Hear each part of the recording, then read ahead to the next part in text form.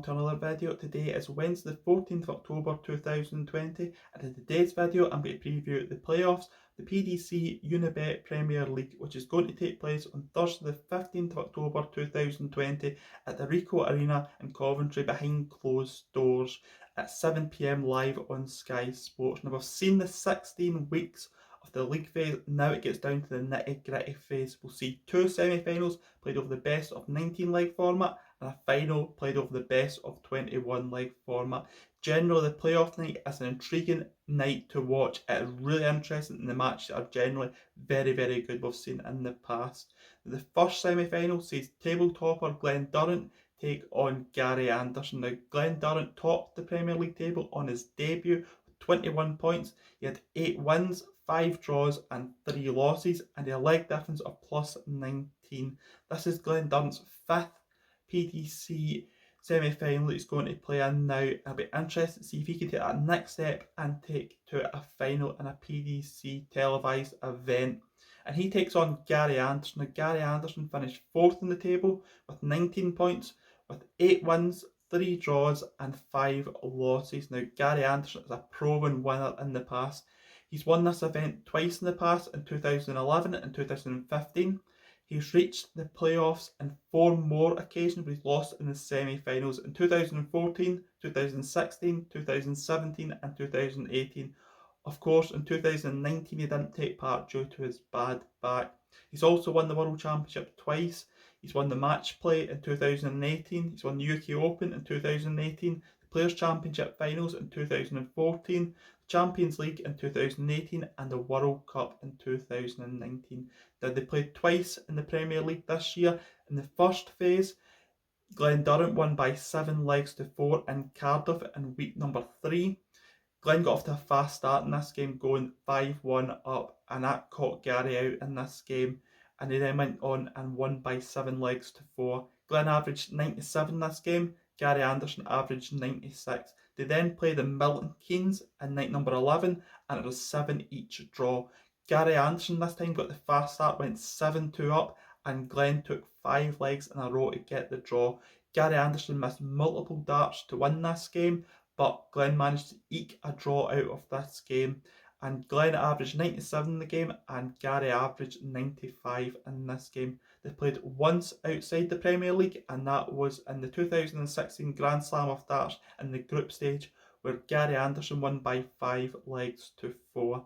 So what do I think is going to happen in this game? I think that Glen will get the job done over Gary Anderson in this game.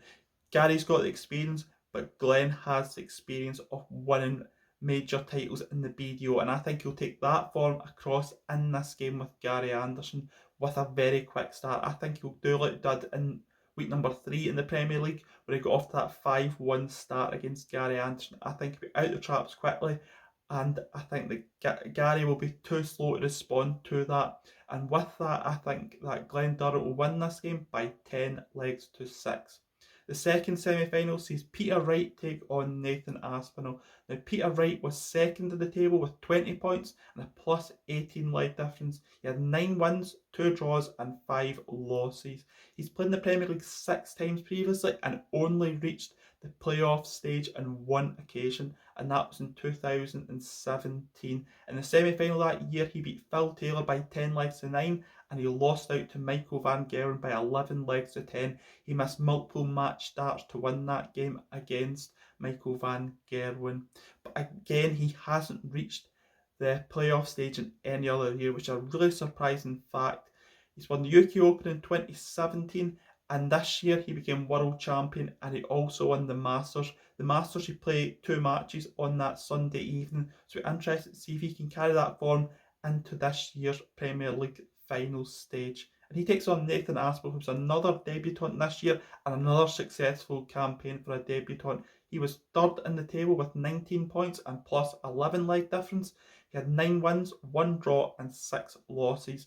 Again, he has experience of winning multiple matches in a night session at the UK Open, which he won in 2019. But again, this is his debut season, so you don't know. There is question marks about Nathan Aspinall, and especially Nathan Aspinall's first attempt at things is generally never his best attempt. It's generally his second attempt at things, which is the better attempt.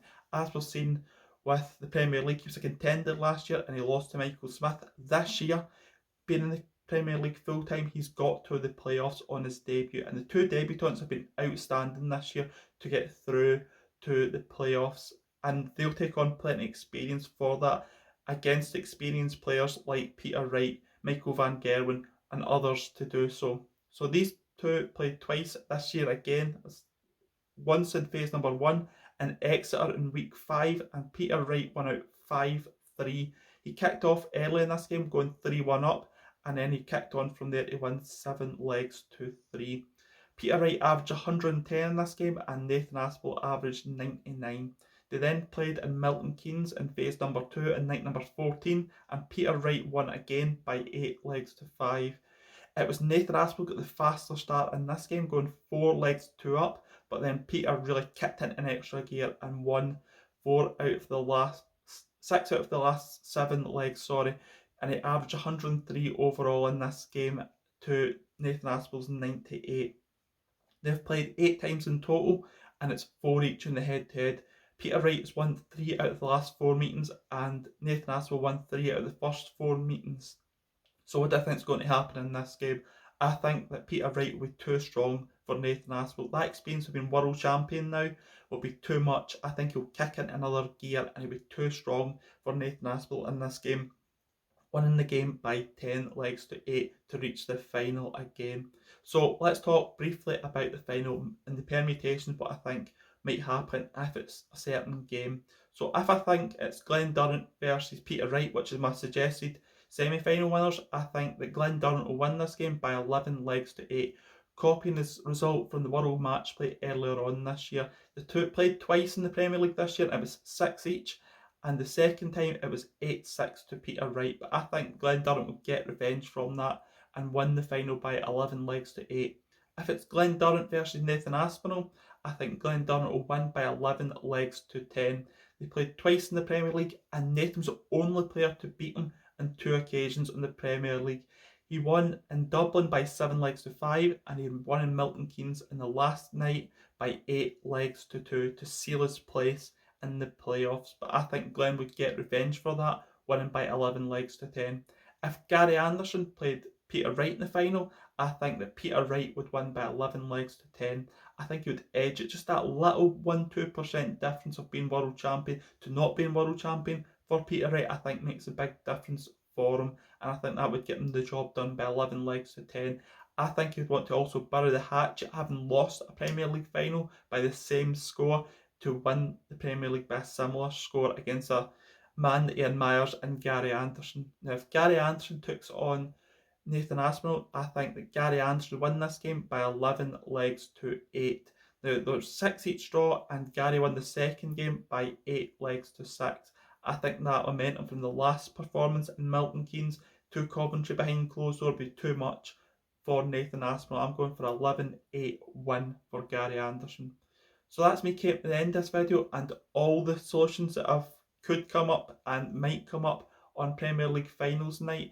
If you've enjoyed this video, please leave a thumbs up on the video and subscribe to the channel. And until tomorrow when I preview day number 1 of European Tour event number 3, I will see you then. Goodbye.